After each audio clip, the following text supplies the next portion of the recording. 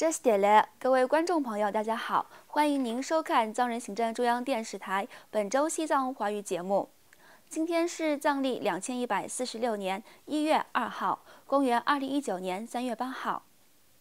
今天的主要新闻有：达赖喇嘛尊者透过网络视讯直播向蒙古信众传授佛法；司政洛桑桑格出席感恩捷克共和国活动。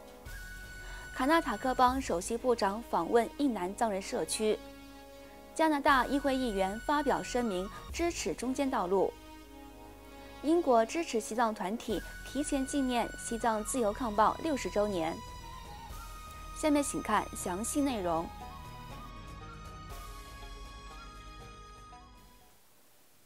2月28号，西藏精神领袖达赖喇嘛尊者在达兰萨拉官邸透过视讯直播，向聚集在乌兰巴托会场的4000多名蒙古佛教徒传授了由宗喀巴大师所著的《缘起赞》和菩提道次第摄等妙法。达赖喇嘛尊者在传授佛法前，首先问候了各方信众，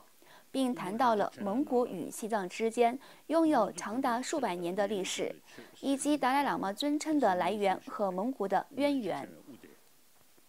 达赖喇嘛尊者在讲法时谈到了现代教育中缺乏内心慈悲的价值观的问题，并呼吁人们应该把古印度珍贵的传统文化融入到现代教育体系中，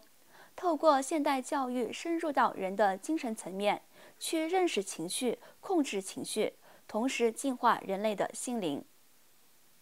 尊者最后还提到了有关供奉凶天的话题，并表示到不要盲目追随，而是要透过检验或研究供奉护法或信仰的上师。此外，本周三3月6号，藏人行政中央司政洛桑桑格在捷克共和国首都布拉格的哈维尔图书馆出席了当地藏人协会和捷克支持西藏团体共同举办的感恩捷克共和国活动，并发表宗旨演讲。包括捷克国会议员、论坛2000的主席、大社国际和其他非政府组织代表，以及支持西藏团体的代表等出席了活动。司政洛桑桑格在活动上致辞时表示，捷克政府和人民支持西藏人民为自由、人权和民主而进行非暴力斗争是值得称赞的。我特别感谢前总统哈维尔，他是1990年4月第一位正式会见达赖喇嘛尊者的国家元首，随后是美国总统布什。司政洛桑桑格在演讲中还指出，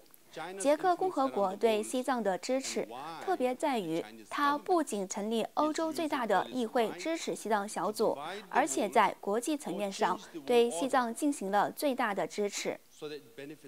当天，司政还出席了世界最大的人权纪录片节——第21届世界电影节开幕式，并在开幕式上谈到了中国日益增强的国际影响力和中国外交政策对人权的影响等话题。另外，上周五，印度卡纳塔克邦首席部长库马拉斯·瓦米首次访问了印度最大的藏人定居点贝勒库贝，并参观在该定居点内的多座藏传佛教寺院。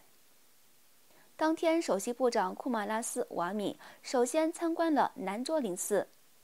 当地和藏人官员、寺院和校方代表以及当地藏人僧俗民众隆重迎接了部长。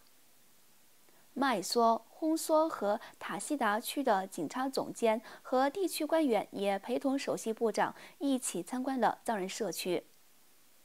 南卓林寺堪布在欢迎仪式上致辞时，欢迎首席部长及其他部长和地区官员访问该寺。在兰卓林寺堪布致辞完后，首席部长向该寺所有僧人致以问候，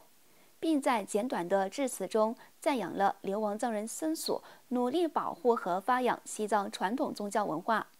并强调将向当地僧俗民众一如既往地提供一切可能的援助和支持。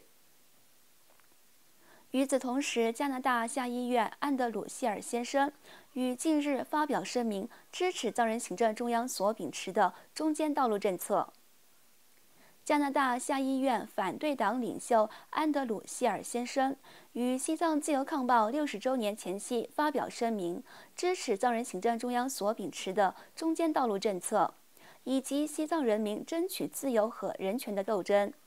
对此，藏人行政中央驻北美办事处代表欧洲次人致函，感谢安德鲁·希尔先生在西藏自由抗暴60周年纪念日来临之际支持西藏自由事业，并与西藏人民站在一起。请继续收看今天的最后一则新闻。本周二3月5号，在西藏自由抗暴60周年纪念日活动来临前夕，英国国会支持西藏小组和伦敦藏人社区共同在伦敦威斯敏斯特纪念堂前举办献花仪式，提前纪念西藏自由抗暴60周年。正在伦敦展开访问的西藏人民议会议员堪布嘎扎欧洲索朗、英国国会议员兼国会支持西藏小组主席克里斯劳、国会议员蒂姆罗夫顿和议员凯瑞曼卡西以及议员凯伦里等出席了纪念活动。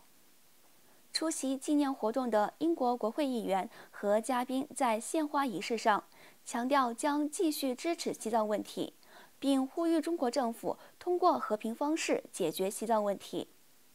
而西藏人民议会议员堪布嘎扎欧洲索朗和藏人行政中央驻伦敦办事处代表感谢与会议员和嘉宾，并呼吁各方继续支持西藏问题。当天，英国北安普顿市市政厅前举行连续20年的升西藏国旗仪式，提前纪念西藏自由抗暴60周年。正在英国访问的西藏人民议会代表团和藏人行政中央驻伦敦办事处代表索朗次人，以及北安普顿市市长托尼·安塞尔基和市长夫人杰恩·可罗夫策、市议员费尔拉·拉特和卡罗琳等政要出席了升西藏国旗仪式。